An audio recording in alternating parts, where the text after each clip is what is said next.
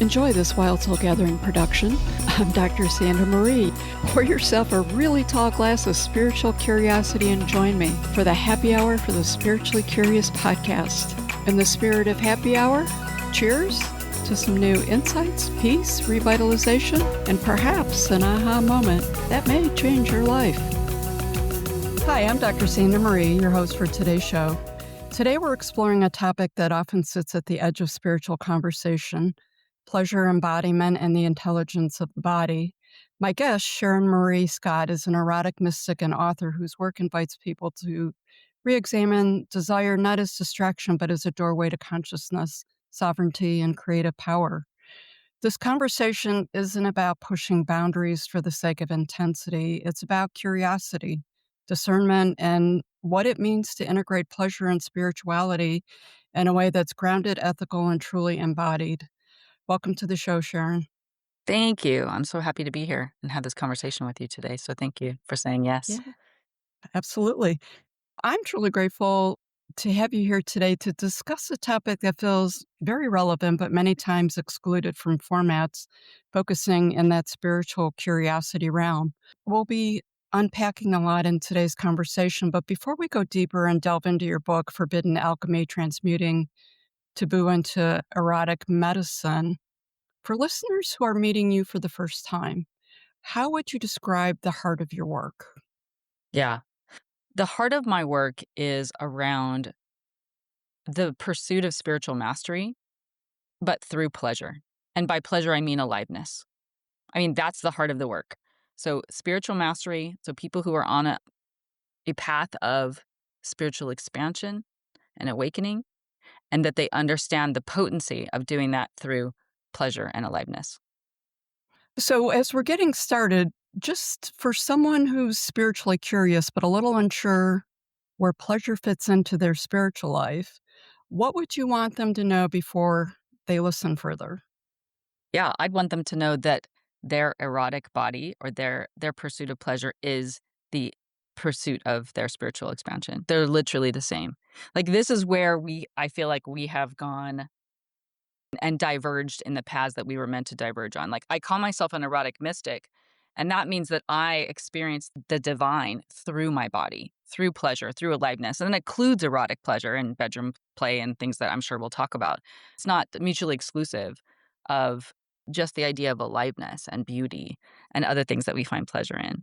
So for me, the conversation is all about how deeply attuned are we with our pleasure when it comes to our spirituality. For me, they are intrinsically connected rather than separate things. In fact, you can't have one without the other. And if you try to, you are cutting yourself off from the potentiality of the heights of spirituality that you can reach, and certainly the heights of pleasure that you can reach. Well, thank you for framing that. And I think that'll give people an idea of what we're going to get into as we're talking. So, in your work, you describe pleasure as the body's divine language, like you just said. How do people learn to Yeah. listen to that language without confusing pleasure with impulse or avoidance? For me, the difference is this. There's a difference between pleasure and a relief of suffering. So we have like this real obsession right now, and rightfully so, with shadow work. It's a really potent and powerful healing modality. Yeah. But shadow work really is the pursuit of the relief of suffering. And the relief, while it feels relieving, there's a feeling of what our mind might interpret as pleasure, but it's not actually pleasure. When we get on this sort of shadow work hamster wheel, we can get caught up in the pattern of relief, relief, relief, and constantly feeling like we need to heal something and that we're not somehow complete or whole or perfectly divine, even in the process of healing ourselves, when in fact we're actually whole and healing all the time. We are perfect and whole all the time. So shadow work, to me, I'm stretching and trying to introduce to people the transcendent evolution. What's the next evolution of shadow work? It's pleasure alchemy. It's erotic alchemy. Okay. I think that was very meaningful. So for me, pleasure is a technology. And I come from a history of being a writer and creator in comic books and video games. And so my video game experience actually gave me a really unique narrative to look through, like my own reality through, which is I believe that I am the god of the game. That when my spiritual awakening happened, I realized that I wasn't just the main character of my video game, but I'm also the game designer. And that pleasure is a technology that tells me exactly how to win the game. Like at its highest, like on mythic mode, I have discovered like this is the achievement. Like this is the cheat code. So I am the god of the game. My body is the console. And again, not only in the context of erotic pleasure, but certainly includes that. But my body is the oracle. It tells me yes or no. It tells me what direction to move in. It tells me if I am always choosing between two things and I always pick the one that brings me more aliveness, more pleasure, then I believe it will continue to expand my consciousness. It will unlock my dharma if I don't already know what that is, and it will call in my highest timeline. So for me, pleasure is like the answer to everything. And again, pleasure meaning what makes me feel the most alive. Great. I love that explanation. So let's talk a little bit about pleasure literacy Hmm. as the missing skill. Yeah. So we're in a world shaped by stress, trauma, overstimulation. What does ethical pleasure literacy look like? I Yeah. think It's mhm. that's a big missing piece is the pleasure literacy. Yeah. And the first part of pleasure literacy is what I just explained, just understanding. Like I'm leading a global movement called the Pleasure Renaissance. And that is all about restoring eros and pleasure, meaning aliveness, as the lens through which we live and thrive in our lives. Instead of this like conditioned, long time conditioned way of looking through life at like through survival and through competition. And that when we do that, we unlock everything that's meant for us. But we have been conditioned in this, like, not just this patriarchal society, which we can all talk about, but in this way of feeling like we have to be in constant competition with each other. But when you realize that your body is the console, so besides like pleasure being the framework through which we're supposed to live and thrive through our life, but like actually learning the vernacular of how our body speaks to us.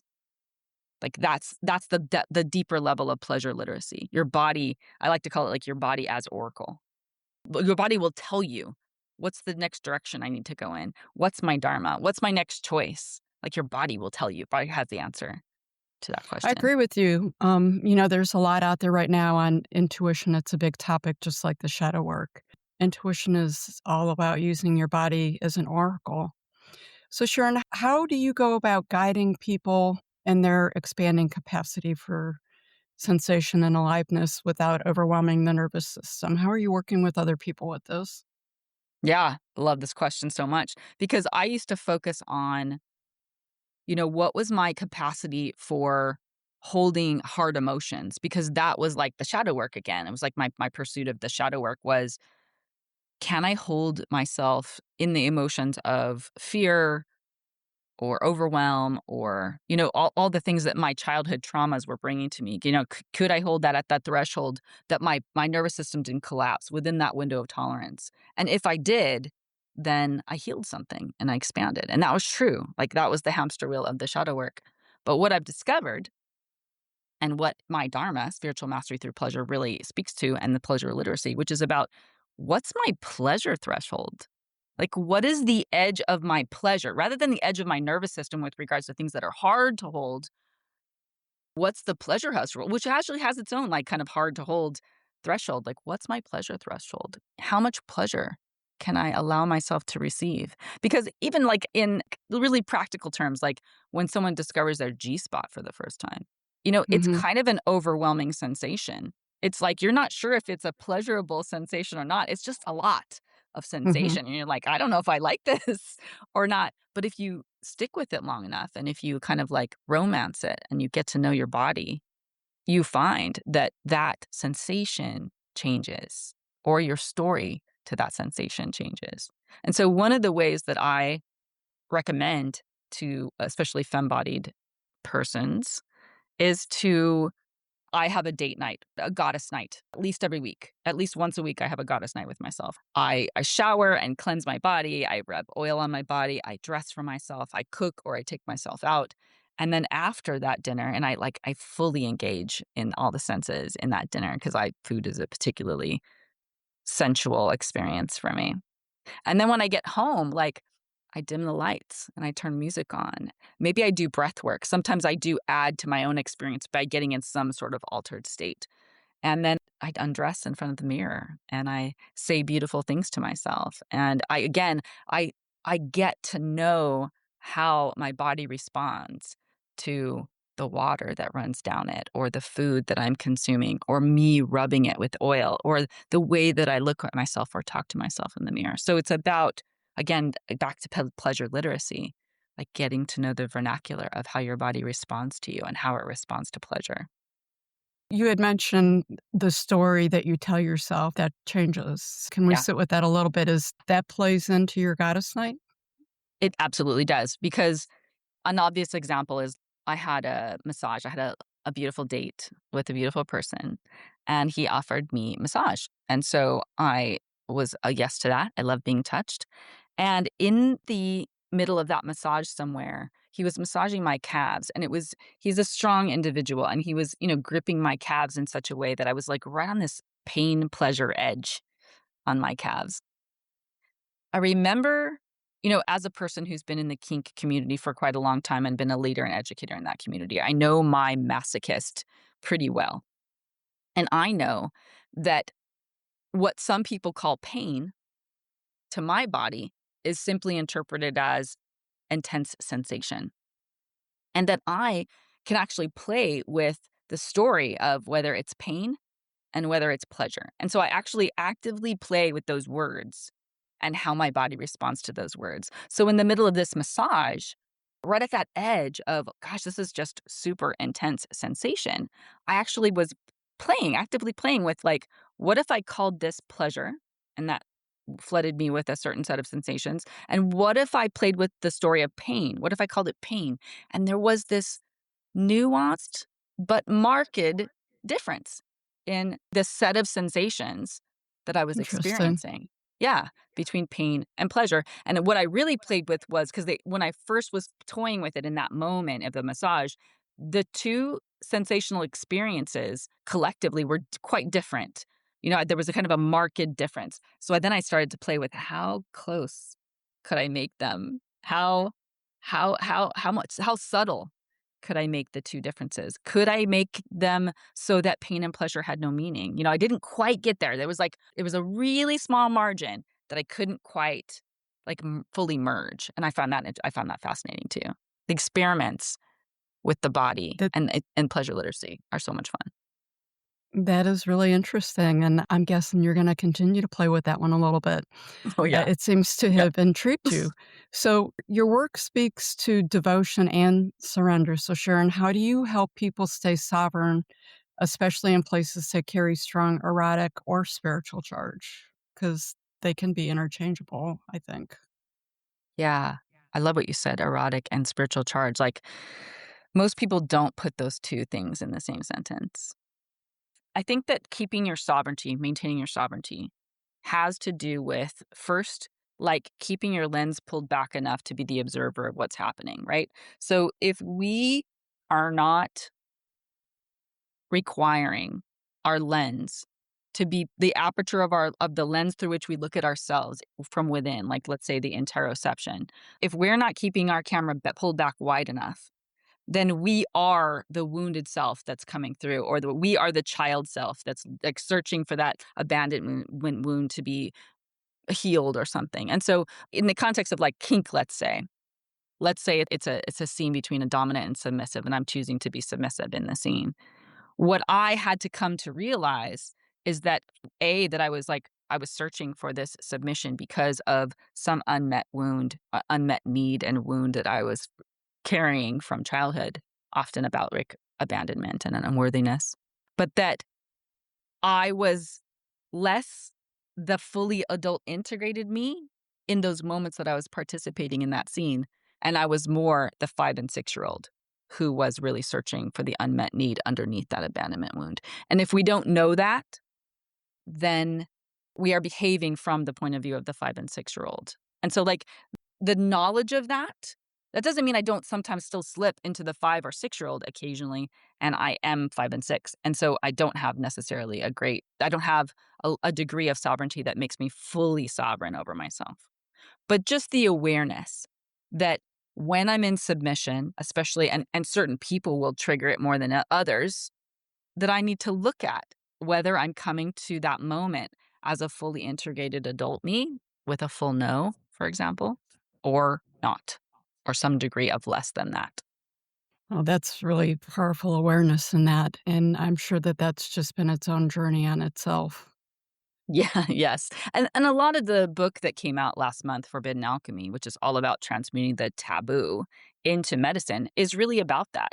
In my local king community here in San Diego, they don't like to be called out on the fact that when you're coming from submission or from the side of, let's say, the bottom or the one who's under someone's authority, that you have to know what your bottom line is, that you have to know what your deal breakers are, and you have to have boundaries. And again, their 5 and 6-year-old tends to panic at the thought that they can't just give it to someone else and be held in that space. I now really empathize with it because I know it from that side too. When I first came into the community, I was looking for that myself and looking to just outsource it to a dominant, for example, and then had to Okay. reclaim that. Yeah. That's quite a journey. Let's shift a little bit. I Mhm. mean, many people have powerful openings through their embodiment or their erotic practices. What helps someone integrate those experiences into their daily life rather than constantly seeking the next peak? How do you translate that versus Yeah. chasing? Yeah. And I have to say, like, I don't even mean to be actually bringing the book up because I know it will come up naturally, but here is a natural place for it to come up because Perfect. there are post chapter exercises that are super mild that deal with this precisely.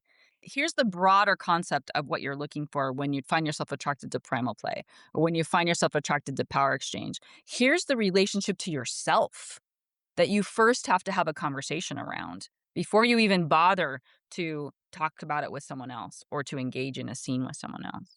And I also believe that pleasure is also an integration tool. So I believe pleasure is a healing modality. It's a compass, like it's a technology, everything we talked about. But I believe it's also an integration tool. So even after, let's say you do a scene with somebody, you can use pleasure, self-pleasuring and pleasure. There's a concept called drop. I don't know, how familiar your audience might be with that, but in the kink community, and it's kind of like with psychedelics too. Like if you're doing plant medicine, within say 72 hours of that plant medicine journey, you'll find yourself, maybe your nervous system kind of tanks, right? It's been taken to an edge and then it kind of collapses within a few days and you have to you feel tired or irritable and you have to kind of let yourself recover from that drop. That's what happens in the kink community too. So when you're holding yourself at an edge, and again, you need to be conscious that you are playing with your edge and that sitting at your edge for a length of time, we know about the window of tolerance and polyvagal theory. We know it's challenging to the nervous system and that we have to be really kind to ourselves. So again, for me, the first answer to all of your questions is the awareness that you're dealing with stuff and that you're probably coming to those moments from a less than fully integrated adult self. So again, you are negotiating with your own entangled or wounded self as you come to those scenes. And so just that awareness, that's not to say that you can't make mistakes or suddenly fall into the 5 and 6-year-old, and that can be just fine. You have to trust the people that you're with. You have to not blame them if something goes wrong. You have to know that you don't even know what your own edges are. And you have to really come to it with a sense of conscious participation and patience, the assumption that everybody has everybody else's best interests in mind, you included, with your own best interests, and that you can make mistakes. And I'll tell you, there have been more stories about me finding my edge or finding where my boundary was by crossing it than ever not doing that. I found it much more by finding, oh, there it was right behind me. That actually makes sense to me. Yeah. So And that you have to be kind. communication is huge, and Yeah. And kindness, kind. yeah, Communication with yourself as much as anyone else, and kindness to yourself absolutely. as much as anybody else. Yeah. Okay, so let's talk a little bit more about integration. You mentioned that a a couple of times just now. Let's unpack a little bit about when initiation meets integration. Your work carries strong initiatory energy. What support do you see people needing after that initiation when the ceremony ends and life continues? God, what a deep and beautiful question.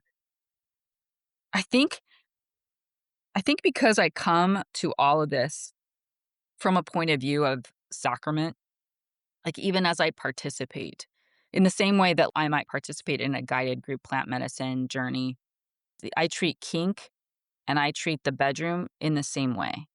I believe that anything can be a drug and anything can be sacrament. If someone is approaching their journey, even if it's not like about healing, but it's about just learning themselves, if they're treating each of those interactions like sacred interaction, That's a that's key. where I'm coming from. And even if the scene goes completely wrong or you get triggered and go off in a direction that you'd never expected, that's perfect too. And just being really like self-loving in the journey. And the more self-loving you'll be, the more loving you'll be with the people with you, and vice versa. The more loving you are with them, the more self-loving you'll be with yourself. So for me, the journey is the continued self-compassion and treating the self as sacred, and then being super loving and falling in love with yourself over and over and a deeper level over and over again. Beautiful, truly beautiful. Tell me more about the True Bank of Abundance. How does that idea change the way people relate to wealth, productivity, and worth? Yeah, I believe that your capacity to hold sensation, especially pleasure, is tantamount to your ability to hold wealth, love, success, abundance. Because if you can't take a compliment, if you are deflecting compliments, you are also blocking your access to wealth and love and prosperity. Again, rather than approaching it from the side of the shadow of like, what are the things I need to avoid? Instead, approaching it from the point of view of pleasure, how much can I receive? For me, that again is like the absolute breakthrough. It's a breakthrough. It's a quantum leap forward in your journey when you start saying, how can I orient my life toward pleasure instead of avoiding pain? That's a big shift. It is. It's such a That's a big huge shift. shift, especially for Right. our world and society. Right. That's the pleasure renaissance, right? So we have to change the cultural narrative. The current narrative is that spirituality and sexuality don't belong in the same place, in the same space, and that Right. pleasure is an indulgence or a reward. And we have lived by those narratives for so long, they've become these cultural operating systems or these frameworks, Yep. such that we have built governmental hierarchies and social systems that uphold those beliefs. So if we change the framework, which is like part of this conversation is doing that. My goal and the goal of the pleasure renaissance at the very baseline is to change the cultural narrative so that the culture itself changes and we build new systems. Let's take that a step further. The movement. You've dedicated yourself to this movement. Sharing you're actively shaping new cultural myths around pleasure and sovereignty. What responsibility comes with myth making, especially when working with desire and power? Yeah. Because there's responsibility with that shift. Yeah, I agree with that. But the responsibility is really to the self. And I think that the nuance I think that you're pulling at the thread of is whether we are operating from this separation consciousness or from this like victimizer consciousness. Because some people will ask me the question, and it's clearly from the point of view of the victimizer consciousness. Again, like that cultural narrative that pleasure should somehow be separate of what we should be doing with our everyday lives. When I think we are gods at play in this video game, and we are meant to be gods at play. We are meant to be looking through the lens of our own pleasure, and our desires are like the map, especially your hidden desires, right? Like your taboo desires. Like those are the most telling of where your life is probably meant to go. They're these like secret unlocks, like these achievements, these secret achievements in your game level that you're meant to unlock because your desires have meaning. They're probably a path like a movie character, like your hero's journey that you're meant to go on. Whatever you're keeping secret is probably your hero's journey. Okay, so the answer comes from where the question's asked. And what arouses you? For someone who feels intrigued by that, but also cautious or intimidated by erotic spiritual language, where's a gentle, grounded place for them to begin? For those who are afraid of the erotic spiritual language. So maybe more secular, is that where your question's coming from? I think that it's both secular and it's personal. And I Wherever think that wound and that baggage comes from really holds people back. it's simpler than even I wanted to originally answer your question, which is if you can tune into like just something that arouses you. And for me, everything is sexual, as everything is erotic arousal to me because I let it be. But it's not always stimulated by something specifically erotic. I can literally look at a sunset and feel erotically aroused. I can literally have a great meal and be so tuned in to the multi-layered sensation of the meal that I become erotically aroused. That has nothing to do with me talking specifically about spirituality and sexuality. It just is the experience because I allow the experience to be that way. So if people could really tune in, like, let's say, to the body sensations that happen when they're aroused by something, like they could think of something that turns them on. Again, doesn't even have to be sexual. It could be a creative idea they want to pursue. Like that can be arousing to them. And like there's a set of body sensations that happen when you're aroused. When I had writer's block, when I was a writer of comic books and video games way back when, and I had writer's block, I would self-pleasure, but not finish, like not bring it to climax. So I would stimulate and then raise my vibration into arousal and erotic arousal. And then I would go back to the laptop and it would unlock. All the blocks would be cleared because pleasure literally changes your perception of the way you're experiencing life around you. Again, you don't need to use spiritual language to have that embodied experience. I mean, when I'm listening to you talk, it really truly is just being 100% present in the moment. Yeah. For me, it is. It's That just, presence is the spirituality for me. That's the divine connection. we talked a little bit about the movement, and I know that that's something at the forefront for you. Tell me a little bit about the book and what can people expect from the book? So forbidden alchemy is a form of the myth making. So you mentioned the pillars of the pleasure renaissance, pleasure literacy being the first. The second one is erotic alchemy, which is like the kind of the easiest and sexiest to talk about because that's really about sex magic. But people think that sex magic is just about holding a vision and then like orgasming to the vision, which like if you think that's all there is to sex magic, you are working at like 30% of your God power. Like there's so much more to it than that. Pleasure literacy, erotic alchemy. The third one would be what I call the sensual aliveness. So what we've talked about, like, creating a situation where you have an orgasmic meal is absolutely possible. It's just how much presence are you willing to bring and how open can you turn your sensational apertures to experiencing every level of everything that's around you, sight, sense, smell, taste. How much can you tune into all of those sensations at once? That's sensual aliveness. The fourth one is regenerative community. So how can I contribute to a community in such a way that not only does it not take from the environment and sustainability and the community itself, but how can my participating within it give back in such a way that the whole community benefits from it? And again, pleasure and erotic aliveness for me is absolutely an answer to that. And then the last one being myth making, which you mentioned. Because I have this history of a background in animation, comic books, video games, film, and fiction, I'm going to start meeting with these media makers and like, what is the legacy that we're leaving behind for the generations that come behind us? I'm 54. So I'm a crone in terms of like the phase of life that I'm in. But like, we have these outdated visions or these outdated ideas of what these archetypes really mean. Like the maiden mother crone archetype has been completely de-eroticized. And about a year ago, I wrote an article that re-eroticized the maiden, re-eroticized the mother, and re-eroticized the crone. Like I want to give people like a different vision of what it is to be 60 and sexually at their peak. For me, that's myth making too, because that's part of the legacy I'm leaving behind. I'm showing people that there's no shriveling up.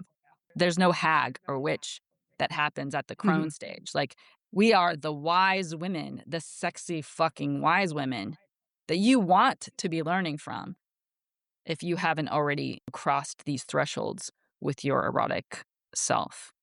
So it's a big vision. I'm not necessarily qualified to execute every portion of the global movement itself. It includes female genital mutilation and hopefully child marriage as well. I just made a connection recently with somebody who has done work in human rights for science, and has worked with the international courts.